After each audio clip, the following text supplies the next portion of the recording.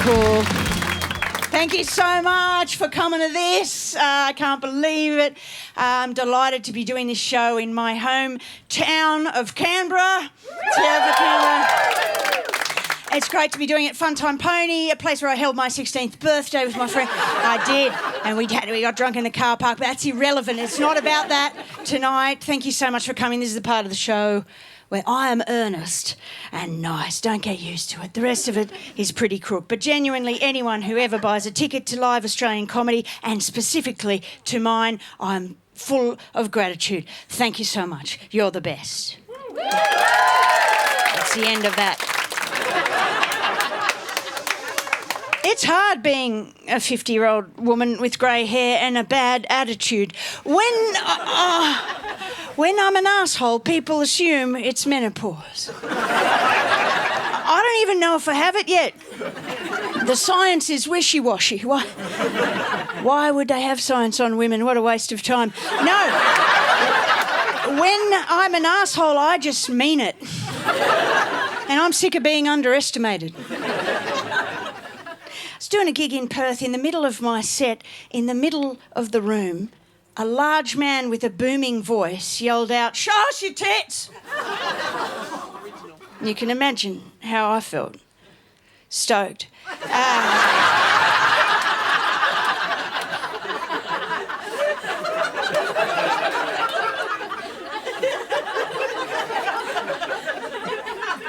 No, I wasn't. I thought, how did a dead shit get in my audience? What's gone wrong with the algorithm? Unless someone's put my name, Tits Perth Tonight, in an SEO search engine bizzo. But they would have had to ask my permission if they're using my boobs to bump sales. So I thought, no, what's happened here is he's got a nice friend who didn't have the heart to say, "Mate, we didn't want you to come. This is not for you." I said, "Mate, I'm 50. You know, there are hardly any mums in comedy. Do you know how hard it is to get where I am right now?" Whole crowd, turn on him, it's the best. Then he belches loudly. And my first thought was, don't say anything mean. He might be sick. But what came out of my face was, is it bad that I just hope he has a terminal illness? I know, it's problematic. Maybe his dying wish was to see some tits.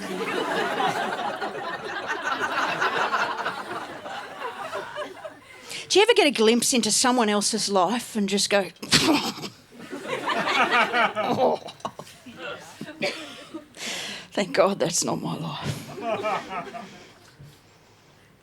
Then you remember your life.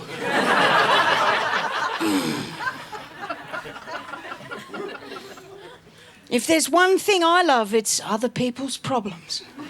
How good are they? They don't affect you. They can be fascinating, and they're heaps easier to solve. Plus, how good does it feel knowing you didn't have an affair with your boss? She did.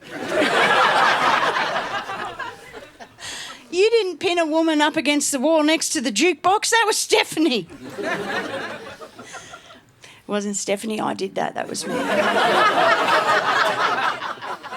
You just need to know there was a jukebox and a dance floor, and we all had to take turns choosing our song. I waited ages for my song to come on. Salt and Pepper, Push It, course it was. Song comes on. My friends and I, we get on the floor. It's the best. Then this woman unplugs the jukebox. Right? That's what I thought.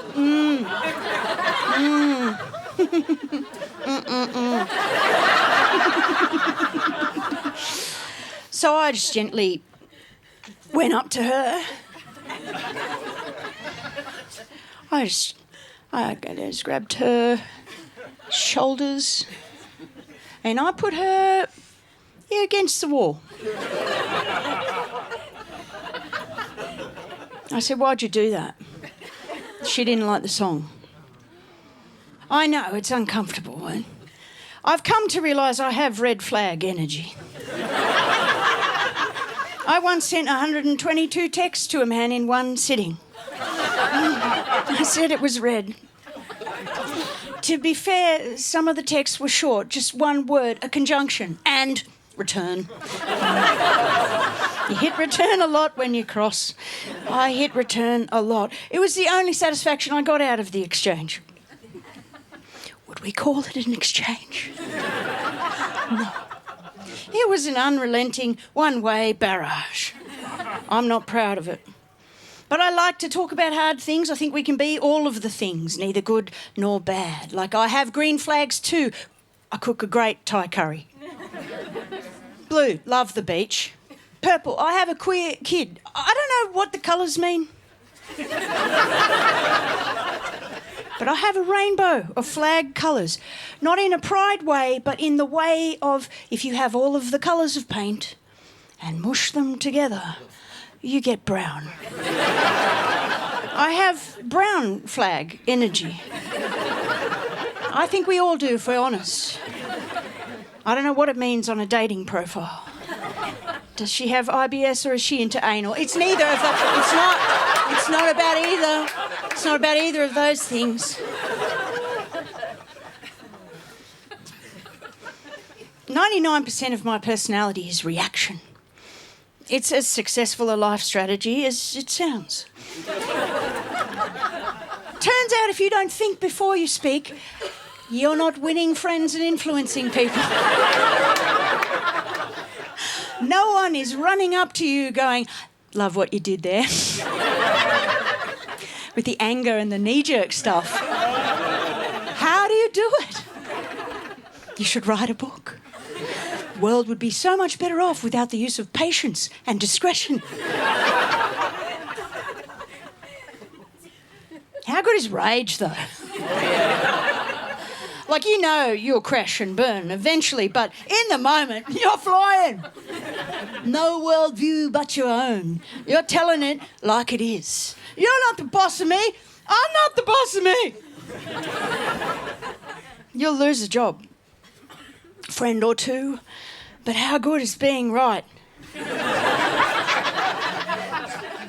I mean, no one's offering to pick you up at the airport or water your plants while you're away, but pretty good. The worst thing about rage is the people you wish would unleash it never do. I get so cut on my friends' behalf when they tell me about someone who has said or done something shit to them. I get so angry, they end up having to defend this person. Saying stuff like, it's just what they're like. I'm like, is it? They sound great. I become a bad friend, you know. I'm not even listening anymore. I'm like, what would he know? He's only known you 5 minutes. I've known you since 1989. He's my GP, Chris. Well, watch him. That's all I'm saying. I just feel if you don't call out bad things in the moment, people get away with bad stuff. And I'm like, not on my watch. But quite often, I'll become the bad behaviour I don't want to see in the world. Like some kind of unwanted avenger, you know? Unappointed, unregulated, and in the end, unwelcome. You know, I become like a bad superhero no one wants to call. Why'd you call her? Get the mops. It's going to be worse from here. I get so determined that none of my friends should be a victim that I become a perpetrator. I get this fearless, unrelenting gene from my mum. She's 80 years old and a formidable woman. Mum and I are like that knight on Monty Python that's had his arms and legs cut off. It's just a torso on the ground going, come here, I'll bite your legs off. Mum has more vendettas than a mafia boss. With the neighbourhood, with council, now with the golf club. Mum wore a full Adidas tracksuit to golf. And she got told off because it was against club regulations. And leaving aside that she didn't have a bum bag or a ciggy, she did look like Eshe. Just as intimidating. Mum wrote to the board and said, this is an archaic rule. What kind of sport doesn't let you wear tracksuits?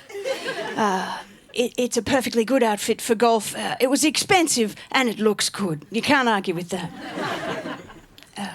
The board wrote back to her, sorry, Wendy, any pants worn on the golf course must have a zipper in the front.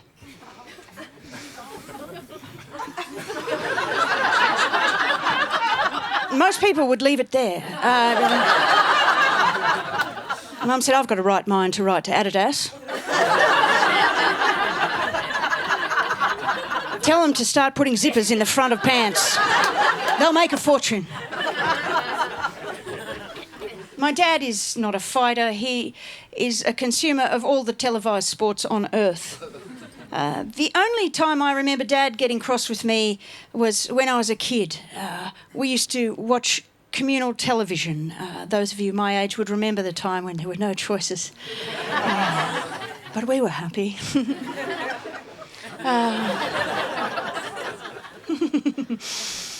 We used to watch a news-ish program called 60 Minutes of a Sunday night, and you were not allowed to talk during 60 minutes, or you'd get the shh.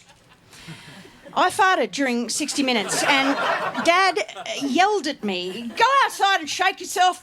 It's the only time he has ever yelled at me in his whole life.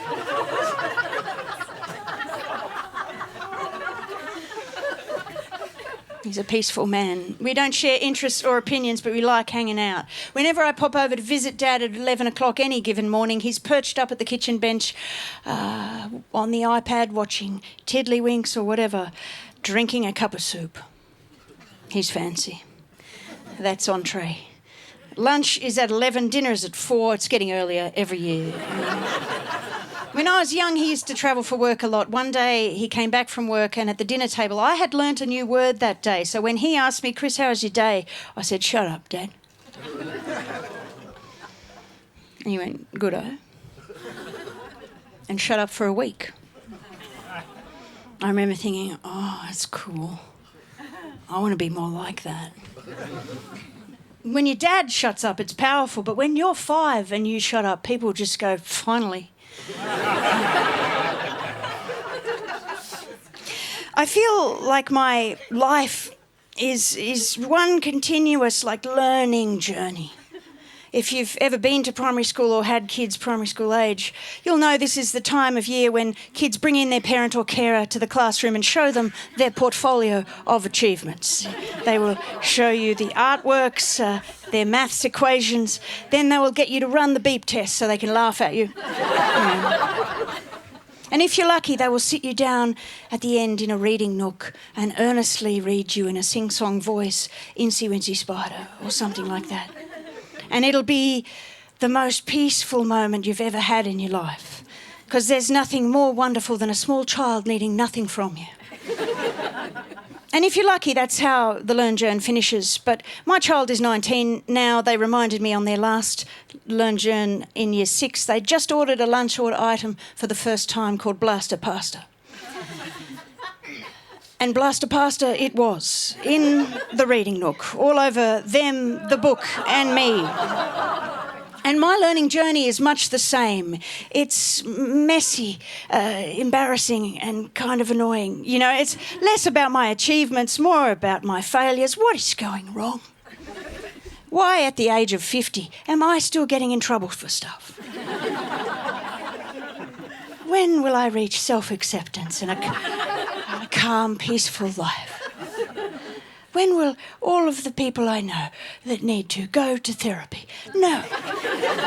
Spoiler alert, they never do. And how on the spectrum between Mum and Dad can I find myself a little bit more in the middle? I hate the idea of being a lifelong learner, though, because learning was my least favourite thing about school. Laughing up the back of maths when I was told not to, that was the best. I'd do that as a job if I could, wouldn't even need encouraging. In fact, if someone encouraged me, I would probably stop. An ad popped up in my feed the other day, are you eligible for a fast-track MBA? And I thought, fuck, hope not.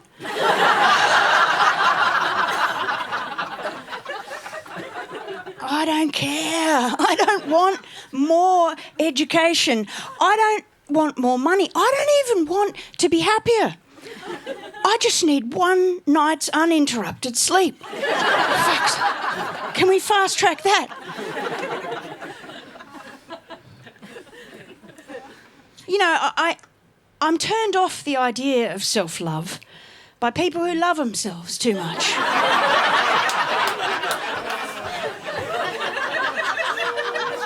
Self-care is a fine line between positive self-talk and delusion. I've got a mate on Facebook posting 400-word essays of her take on the world. No one asked her to. Now she is selling homemade potions and remedies.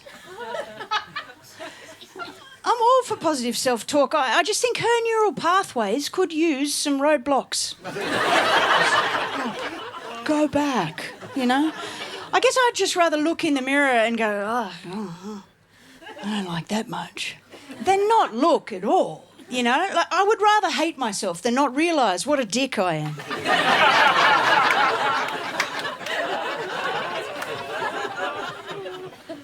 It's hard to tell if someone is a contrarian or an asshole, isn't it? Like, are they going against the grain or are they just a sociopath? And by they, I mean me, except I'm a she, her. Thanks for asking. It's just that when I meet someone new and they're pretending to be fine, I don't feel safe. I want to know all the ways you're miserable or I can't relax. If I meet someone for the first time and they're very proper, I will tend to overuse the word cunt. Just to test them. When will she break? Will it be when I ask if her kid's a bit of one? Or when I ask specifically, how do you reckon you fucked in the head? And I know, it's a strange approach. I've lost people in the opening minutes, I'm sure of it. And looking back, I didn't need to drop a soapbox rant at Mother's Group about the benefits of drugs in childbirth. I just wanted to see who was with me. No one. You can only boast about having pain, not getting rid of it. And I know it's a strange approach because I also hate being underestimated as being dumb or crass. Like, I don't need to swear. I just want to know if you need me not to. I judge you as you judge me. And I don't tend to enjoy things until a bad thing stops happening. So I don't really vibe with a tropical island getaway or a massage, but I will rejoice pulling out a splinter. I was dusting a high shelf the other day, got some dust in my eye, and I was rolling it around, trying to get it out. It wouldn't come out. And I just lay on the couch and went, well, this is me now. This is my life.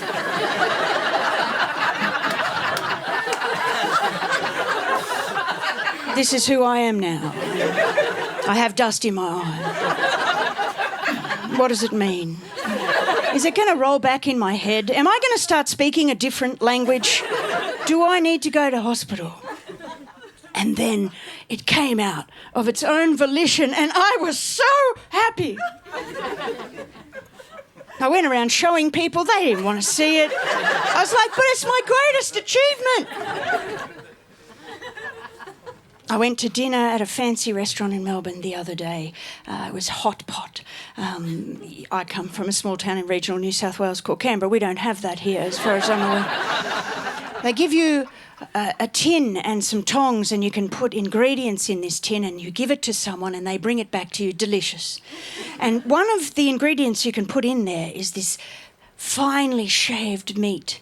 They roll it up into a little cigar and freeze it, and this is one of the things you can put on your hot pot. And when that meat is cooked, it's 4 kilometres long.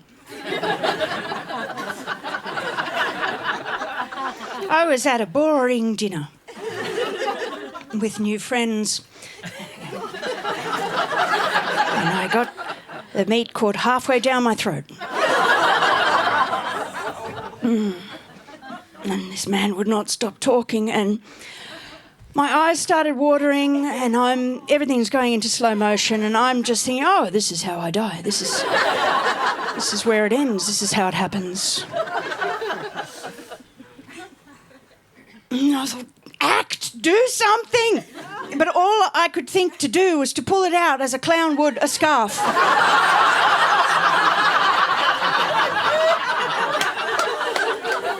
I didn't do that. I'm not an imbecile. I swallowed for Australia, and I was so happy. It went away. I was having a boring night until then, but then it was the best. You don't know how to live until you have died. Sometimes I don't know what the right thing to do is until I think about someone I hate and do the opposite of what I think they'd do. It's like, what would fuckhead do? Better not do that. So with this contrarian attitude, you can imagine my dilemma when I went to the doctor's the other day, and as I was leaving his office, I asked for one piece of life advice. You can do this, they're so clever. Keep them on their toes. And he said, do things you don't want to do. And I thought, I'm here, aren't I? Didn't want to do this. He said it'll grow your amygdala, the part of the brain in charge of willpower and the will to live. These are good qualities you want to enhance as you get older. And I thought, fuck, that sounds hard. Are you saying that if I am going against the grain, I've got to start going with the flow? If I'm standing up to everything, do I have to let some stuff through to the keeper? This sounds impossible. He says he has cold showers. I said, don't tell me your problems. It's not about you.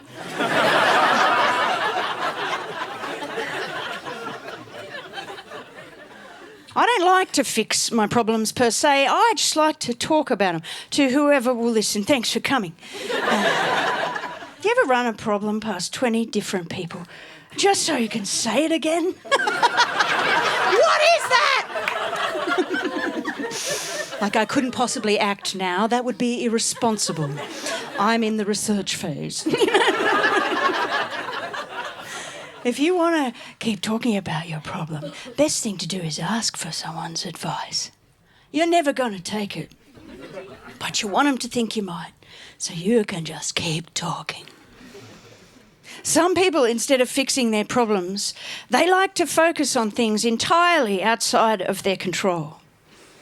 Like, it's heaps easier to make your entire social media personality the war in the Middle East than it is to get an ADD diagnosis and a job. I know that's uncomfortable. It's a true story. It's about a friend of mine. I ran that joke past her. She said, no, that's true. I just feel that I'm curating the feed for other people. I said, you are. I've blocked your stories.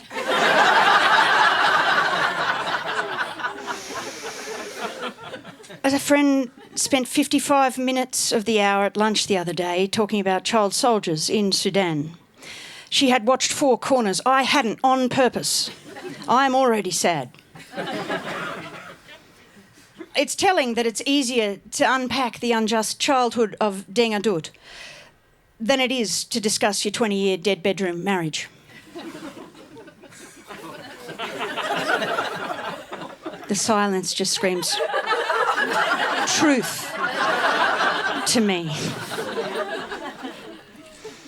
And also, when someone bangs on about something, my first instinct is to go, well, I don't have to worry about it. You've got it covered. No, I felt bad that I didn't engage with her pop-up lecture. So I went to the bookstore and I got Deng Adut's book. It's incredible if you haven't read it. He was a child soldier in Sudan, became a refugee in Australia, studied law, became a defence lawyer, a refugee advocate, and in 2017, Australian of the Year. It's an incredible story. And I have to give you that level of detail lest you think I've made light of an important subject in order to make a joke about another important subject. There. My conscience is clear. Comedy. Comedy is nothing if not reminding you at all times that my politics is right on. I guess this is the point where I tell you I haven't watched the news for 4 years. I don't have a position on the latest car crash, supermarket recall or celebrity breakup because no one asked me to, and I'm tired, you know? The world does not need me talking politics. I compost and I catch the bus. I'm doing my bit. And I know it's a privilege not to have a position on politics, and to that I say good. About time I hit some runs. Between caring for my adult children, checking in on my ageing parents, having a job in the arts and another job to maintain my job in the arts, and keeping $2 in my pocket for that bloke with red eyes down the shops who says it's for coffee, I'm flat out. If I'm privileged, the world really has gone to shit. So I don't claim to know much, nor do I want to know more. Except when I'm with my parents. The only thing that makes me miss watching ABC News is when they're watching Sky News. Then suddenly I'm Greta Thunberg.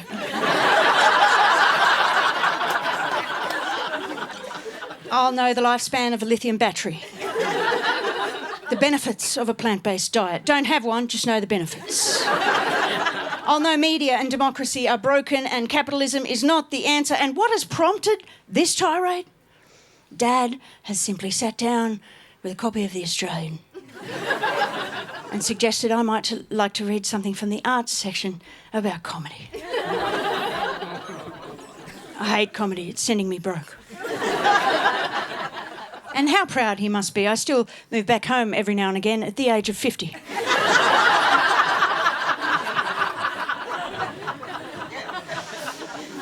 But since when has caring about something fixed anything? Don't tell me I have to be part of the solution. I can't fix my own problems.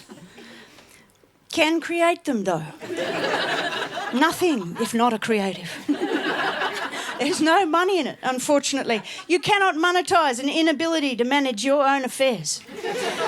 Comedy is as close as I've come to monetising failure.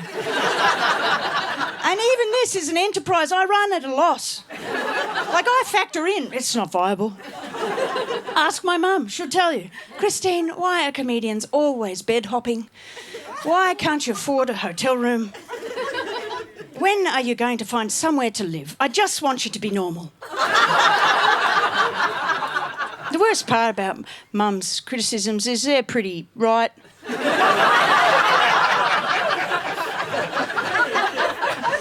I'm becoming more like her every year.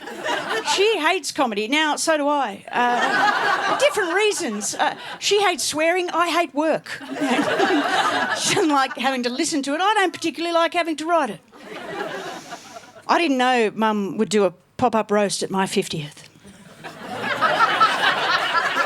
She had never been involved in a roast outside the kitchen before, and I just think she instinctively knew it was an opportunity for her to say all of the things she had wanted to say about me for 50 years in front of all of my friends. She finished up with, well, her father and I have never understood Christine's life choices. But she has had 2 terrific kids. And for that, we're grateful.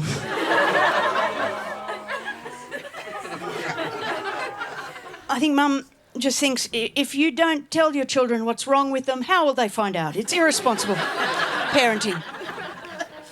When Mum knew I was doing this show, she said, why don't you do a dance?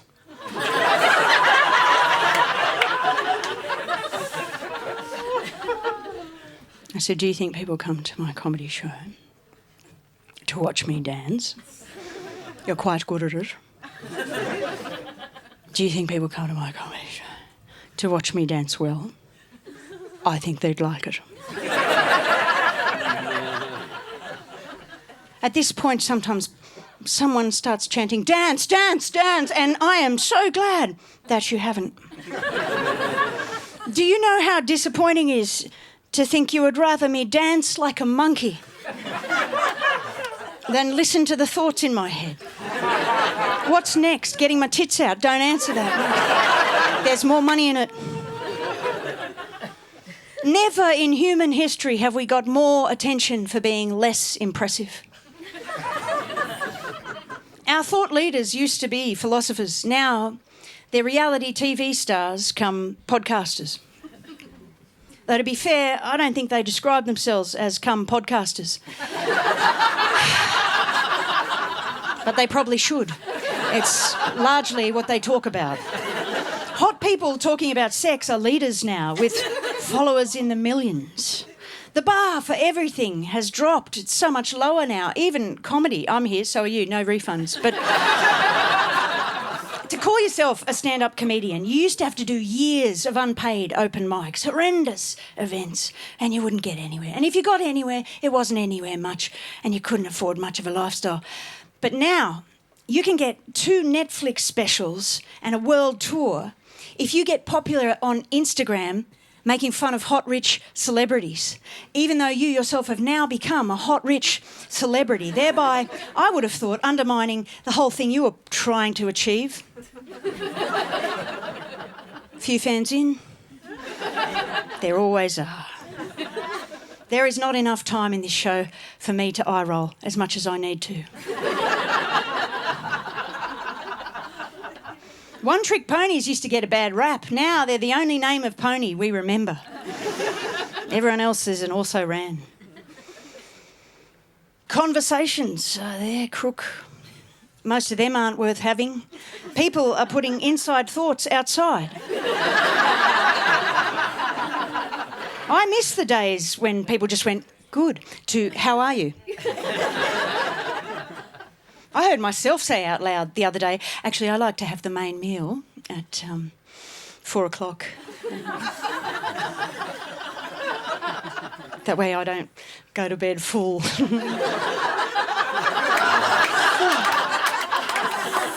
What has happened to me?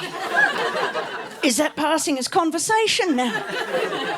Needing stuff is not a personality, you know? This bloke told me for 20 minutes what he needed to go to sleep the other day. I didn't ask him. I was asleep already. He needs a sort of noise-cancelling earplugs, playing a certain soundtrack of rain, block-out eye mask and some kind of weighted blanket. That means he needs the AC on every night of the year. Environmental vigilantes just need to start taking some of us out, don't they? Really? We're not contributing. That campaign, Take 3 for the Sea, would mean so much more if the definition of rubbish included those who dropped it on the beach. Oh, sorry, mate, I saw you drop a pack of salt and vinny chips. Time's up. I blame our phones. Our feeds are directly targeted at our wishes and needs, you know. We've been staring at our navels for so long. We've started to go, actually, this is fascinating. I should tell someone about this. Thanks for coming. I don't know. Yeah, people are getting about in search of an original personality, as if that's possible. Everyone has been done before. Collecting coasters and liking long blacks is not original. Just tell me you don't want to have fun. The developed world is cringe. Yeah. If anything is hard, we want a shortcut, you know? Even comedy, if you find this a bit much, you don't have to come to comedy to laugh anymore, and some of you haven't. Don't think I haven't noticed.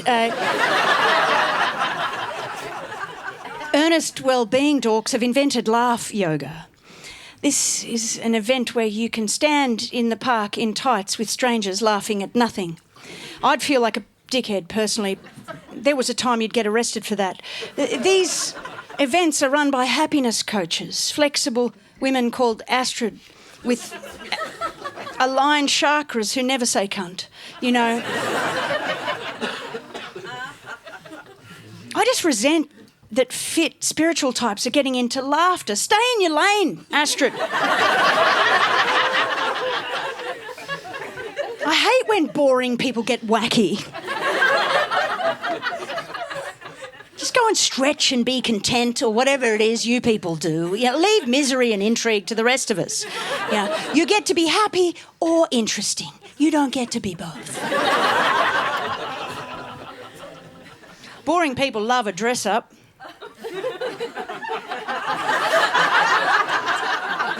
I love a boundary. Give me a rule so I can cut loose. If you think a costume's going to make you more fun, I don't think you know how personalities work. You dressed as Uma Thurman in Pulp Fiction makes me want to try heroin. Only time I went to a dress-up, I spent the whole night avoiding eye contact dressed as pizza. People bowl up to you real jolly at these things. They're like, oh, you must really love pizza. I'm like, not really. I don't even like myself right now. Much less you. I'm a bit worried I'm probably coming across as not much fun anymore. Not worried enough to do anything to change that perception. There is nothing worse than a sad person pretending to be happy. You'll find them at fake, monetised social events like Sip and Paint.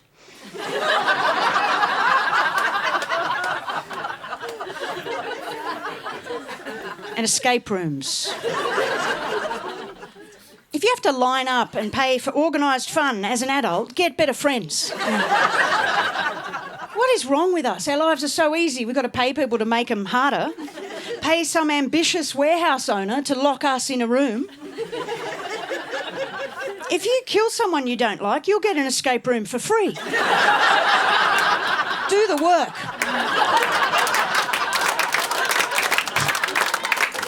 Besides, every room is an escape room if you hate yourself. Like you should. And Sip and Paint, what the fuck, girls? 12 women in a room trying to paint Matisse's cat with the skill of a year 3. Where's that going? In the lounge room?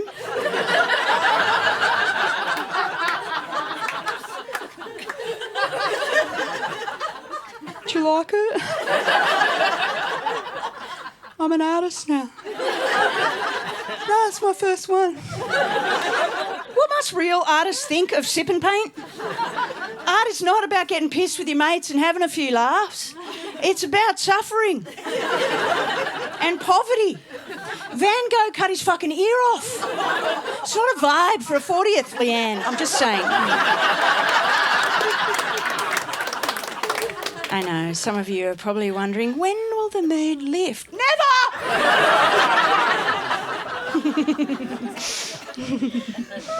Okay. I'll try and think of something nice.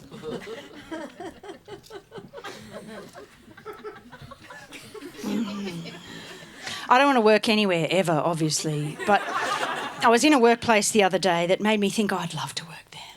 Newcastle train station, 8:30 Sunday morning. Bloke behind the counter yells to his colleague, Jeanette, Wayne said no barbecue sauce. No? Okay, I'll unpack it.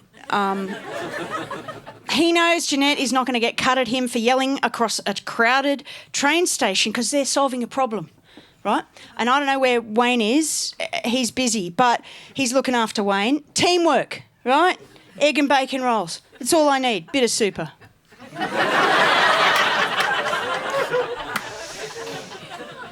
I used to want to make a good impression, but now I know I'll never meet anyone I respect, so why bother? Besides, there's no point trying to impress anyone these days now that everyone is a multifaceted genius. Endurance runner, podcaster, creative yogi, sex-positive spiritualist. Why is it that people who should hate themselves never do? I hate these types. Anytime I sense someone wants me to be impressed, I take a lot of pleasure going the other way. Like, you could tell me you've climbed K2 and I'd be like, great, I'm lonely.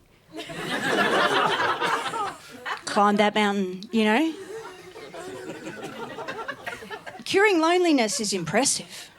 Paying Sherpa Mingma $12 to carry your Kathmandu backpack to base camp, not so much, I don't care. I don't care if it was rarefied air and your toes went blue, Liam. You're 23 and flew there, business class. You're a private schoolboy who could benefit from taking up gardening and empathy. And these are the exact kind of pricks who become motivational speakers, telling overworked mums and dads with mortgages to dream big. Defy limits. Conquer your own mountains. If I'm out conquering mountains, who's picking up Steve from tennis, cunt?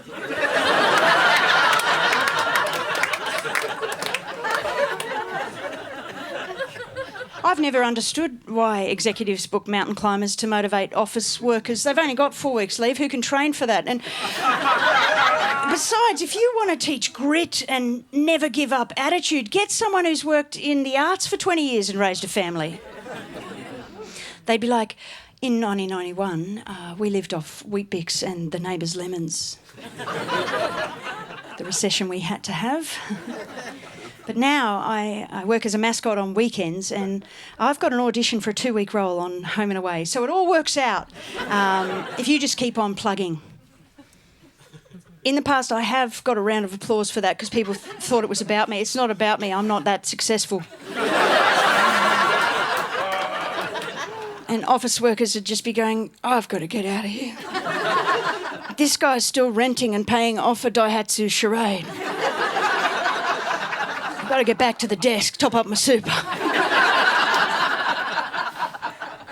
I was on a road trip with an old friend and we talked about philosophy, psychology, the meaning of life, how to be a good person. And he said to me, I have talked more in this 2-hour road trip about these things than I have in my entire life. I took it as a compliment. But then he said, you're always looking for the silver bullet, the final piece of the puzzle that tells you you're on the right track and everything is going to work out. It doesn't exist. Get on with it. Could have just said, shut up, you know. Giving me a migraine, whatever. A mate gave me a book by Stoic philosopher Epictetus. My son studies philosophy and calls him Epic Titties. Now, so do I, it's the best. And if you bumped into old Titties back in the day down the shops and asked for a piece of life advice, he wouldn't have told you to live, laugh, love or dream big, you know. He wouldn't have sprouted the benefits of masturbation and a prostate orgasm like the cum podcasters do. He would have told you, get better friends, get on with your life, you know. Or in his words, surround yourself with people who lift you up and call forth your best self.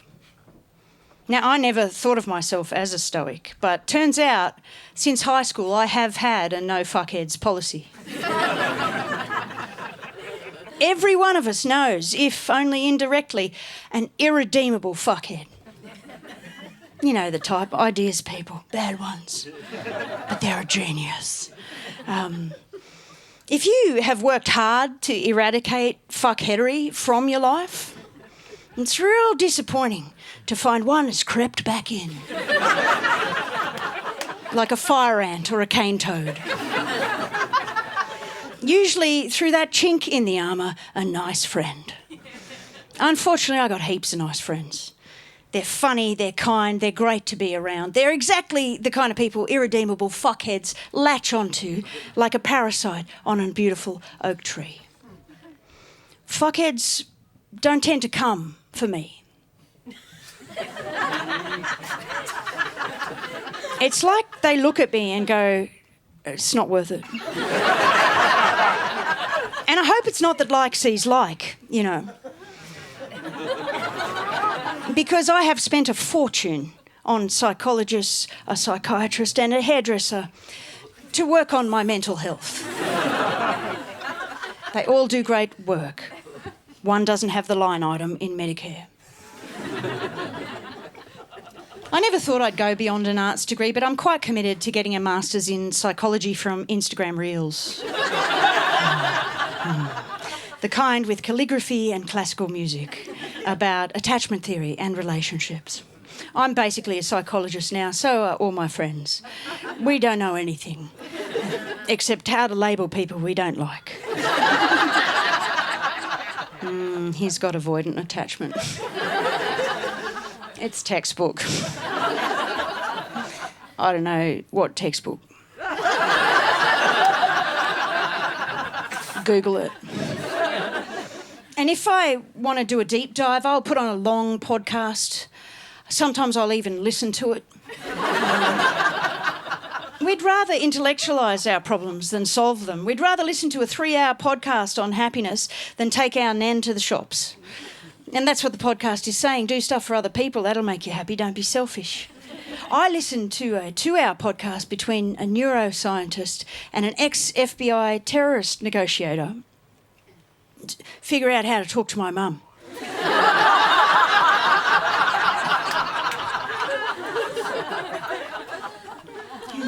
It's a work in progress. My parents are from a generation that was told to be seen and not heard. And now they cannot stop writing letters to the editor and asking to see the manager. And even though they knew it was a shit idea, my parents still tried to flog seen and not heard on my brother and I. And I always thought it was a dumb idea. If you want invisible and silent, get an axolotl. The difference between my generation and that of my parents is that they had no therapy and we're having all of it. And it doesn't mean we're better. It just means we know what's wrong with us and them. And it's real disappointing to find if they're not happier, they're no worse off for the lack of this knowledge. So I feel like I have paid a fortune to learn more. Never felt like I've known less. What a great idea.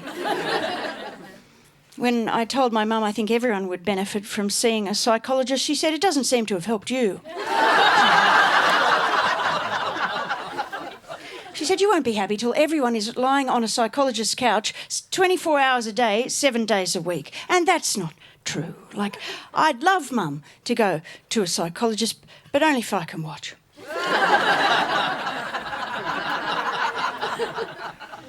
She's in the 3rd row. My mate Kim is a nan now, and it's weird because she's hot. Nans in my day weren't hot, they were 80, right? The whole time. They were never not 80, right? Even when they were 50, they were 80. They didn't do Pilates and have friends. They were critical and depressed, right?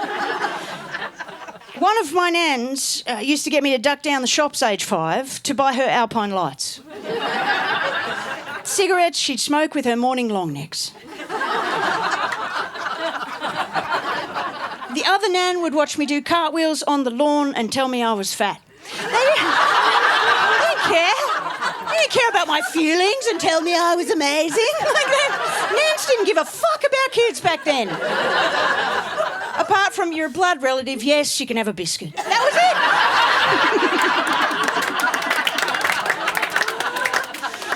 it. When my mate Kim's daughter had a baby, she gave Kim and her husband a list of rules of engagement with the baby moving forward. Rules like no one gets to hug the baby in the first 3 months, just mum and dad. Do not kiss the baby on the face. If you must kiss the baby, kiss on the top of the head. Cold sores are for life. And if you're coming over, don't expect us to wait on you.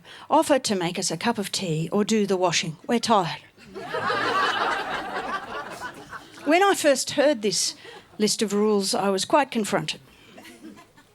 But then I thought, fuck, I wish I could have had some rules. I didn't know that was an option. If I'd tried to palm that off on my parents, they would have gone, what are you talking about? Put the kettle on. We're coming over to pash the kid.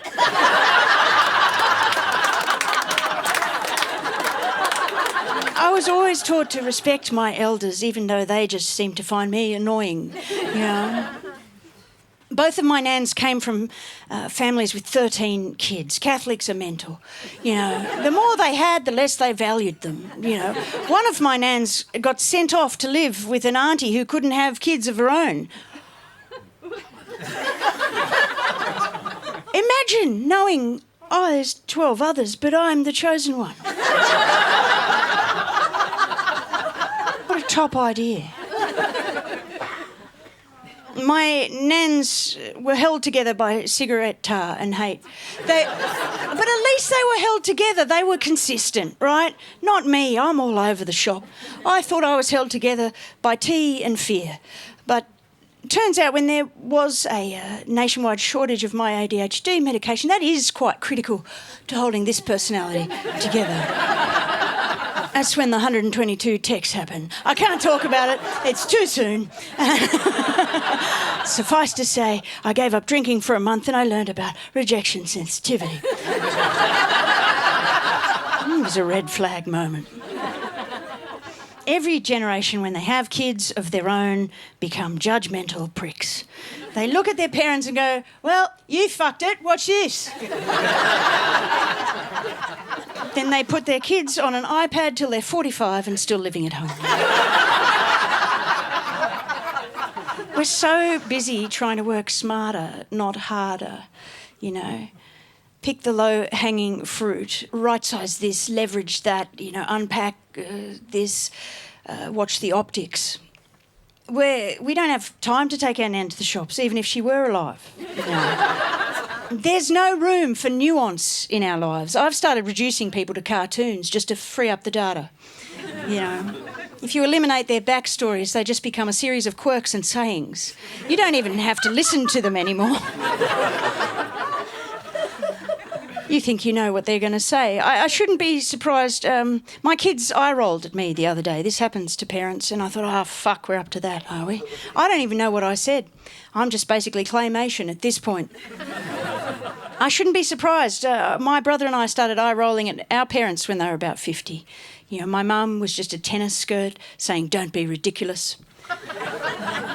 My dad was just a bloke in front of the telly saying, good-o. Mum saw one of my comedy sketches on Instagram the other day, and I wish she hadn't. It was a bit from last year about how I'm jealous of people who can watch telly, because I can't, my brain's too busy, you know, and it sort of goes, the key to happiness is doing one thing at a time to the best of your ability. And that's why dumb people are happy.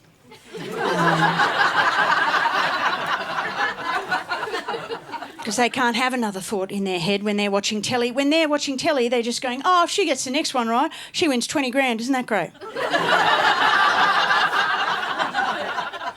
Mum loves game shows.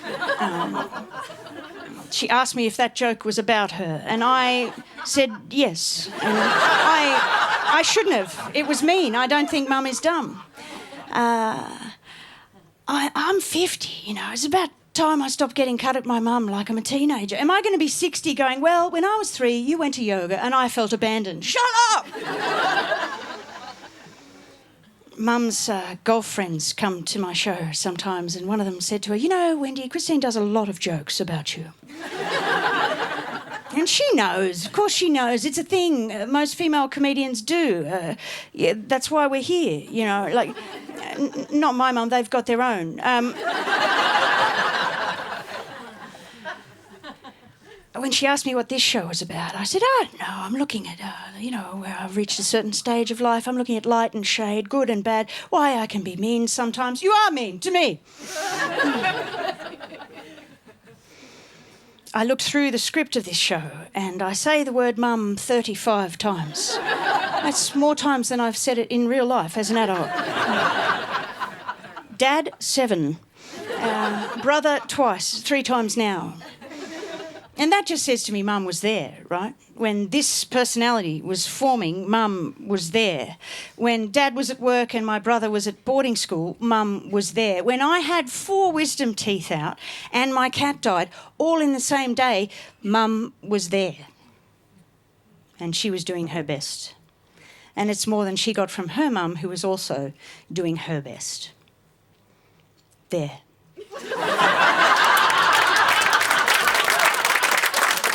That should make Mum happy. I'm kidding, nothing makes her happy.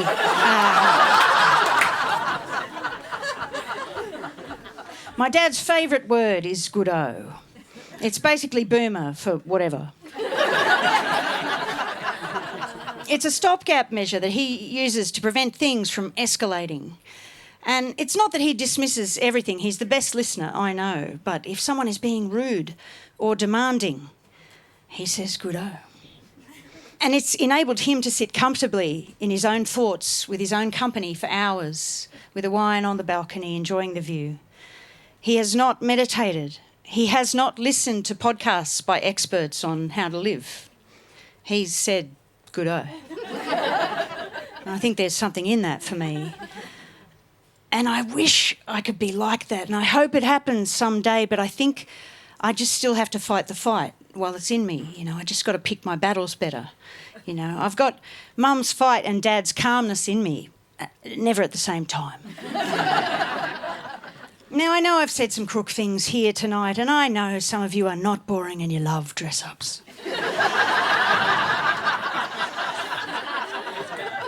That is usually the bit that, as people file out, they go, I'm not sure about the dress-ups thing. That was not a particularly astute observation.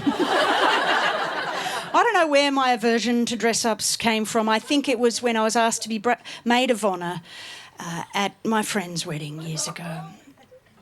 And I said I'd do it if I didn't have to wear a dress. I can't explain why, but dresses are like kryptonite for me. I feel like a fridge in a dress. I can't move. I don't know why, especially sleeveless ones. I feel like a 3-year-old who's been dressed by mum. Anyway, she double-crossed me and I had to go to this thing called a fitting. And a fitting is something you have to go to when you're not allowed to buy your own clothes from the shops. It's mainly an opportunity for the mother of the bride to fat-shame the bridal party. I had diarrhoea at the fitting. I just did, grow up. And I don't know why the mother of the bride took this opportunity when I was at my weakest point in a sleeveless puce dress to say to me, well, if you keep having that, you'll go down a dress size. Won't that be good?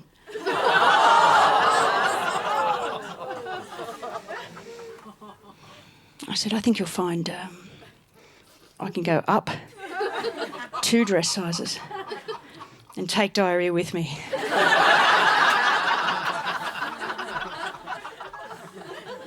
Later that night, I pinned her up against the wall next to the jukebox. I'm not proud of it.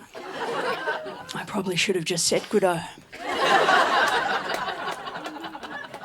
I don't know if anything is relatable, but apart from when you're sipping tea or asleep, does anyone just feel a mild sense of dread? When I feel nothing in my heart, I look for stuff that sparks joy. I saw an ibis trip over the other day, and it was the best thing I've ever seen in my life. Because you don't often see birds trip.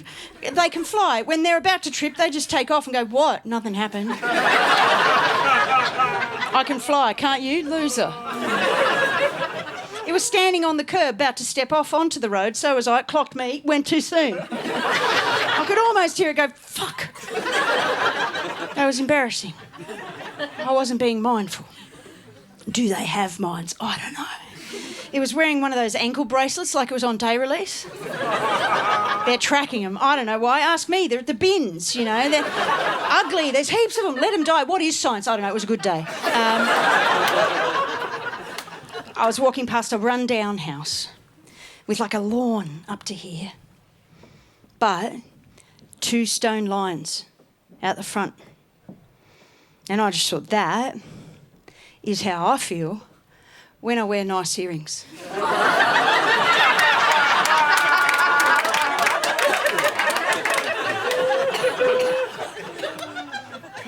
And stone lions out the front, depending on what culture you're from, can mean different things. It can be there to ward off evil spirits or to denote there is a warrior inside. And I think there is. She's just on the throne, can't mow the lawn right now. There's joy everywhere if you look for it. Thanks for coming, everybody. Thanks so much. Appreciate it. Thank you so much.